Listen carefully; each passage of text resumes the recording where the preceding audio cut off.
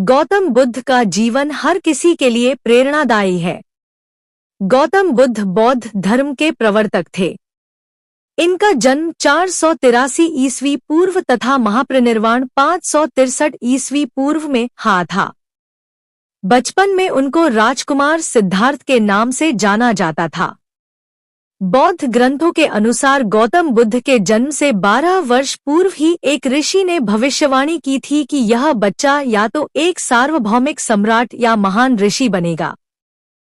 35 वर्ष की आयु में उन्हें ज्ञान की प्राप्ति हुई थी। वह संसार का मोह त्याग कर तपस्वी बन गए थे और परम ज्ञान की खोज में चले गए थे। आइए आज हम आपको सिद्धार्थ के महात्मा बुद्ध बनने तक के सफर के बारे में बताते हैं। जन्मकाल। बुद्ध का गोत्र गौतम था। बुद्ध का वास्तविक नाम सिद्धार्थ गौतम था।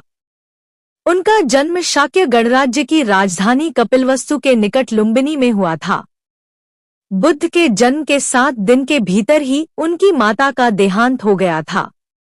उनका पालन पोषण उनकी मौसी गौतमी ने किया था। शिशु का नाम सिद्धार्थ रखा गया था।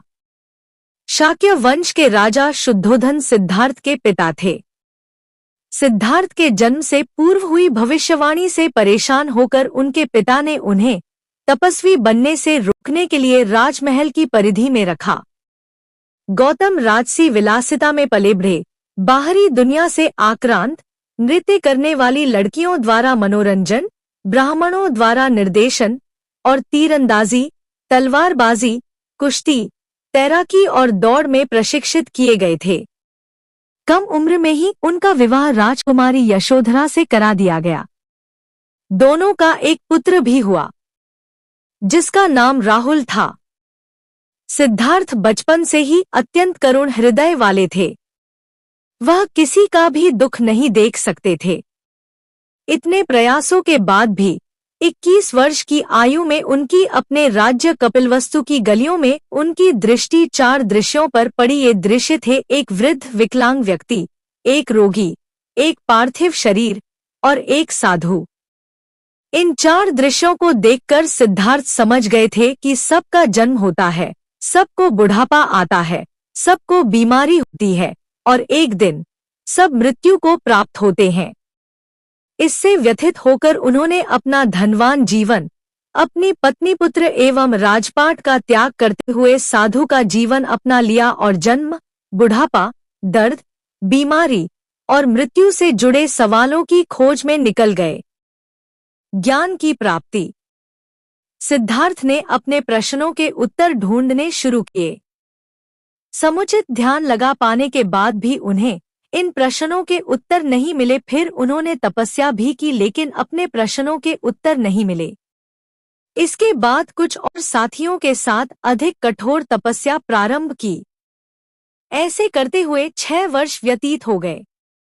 भूख से व्याकुल मृत्यु के निकट पहुंचकर बिना प्रश्नों के उत्तर पाए वह कुछ और करने के बारे में विचार करने लगे थे। एक गांव में भोजन की तलाश में निकल गए, फिर वहां थोड़ा सा भोजन ग्रहण किया। इसके बाद वह कठोर तपस्या छोड़कर एक पीपल के पेड़, जो अब बोधिवृक्ष के नाम से जाना जाता है, के नीचे प्रतिज्ञा करके बैठ गए कि वह सत्य जाने बिना उठेंगे नहीं। वह सारी रात बैठे रहे और माना जाता है यही वह क्षण था जब सुबह के समय उन्हें पूर्ण ज्ञान की प्राप्ति हुई थी। उनकी अविद्या नष्ट हो गई और उन्हें निर्वन यानी बोधि प्राप्त हुई और वे 35 वर्ष की आयु में बुद्ध बन गए। बुद्ध को शाक्य मुनि के रूप में भी जाना जाता है। 7 हफ्तों तक उन्होंने मुक्ति की स्वतंत्रता और शांति का आनंद लिया। प्रारंभ में तो वह अपने बोधि के बारे में दूसरों को ज्ञान नहीं देना चाहते थे। बुद्ध का मानना था कि अधिकांश लोगों को समझाना बहुत मुश्किल होगा। मान्यता है कि बुद्ध को स्वयं ब्रह्मा जी ने अपने ज्ञान को लोगों तक पहुंचने का आग्रह किया था, फिर वह इस पर सहमत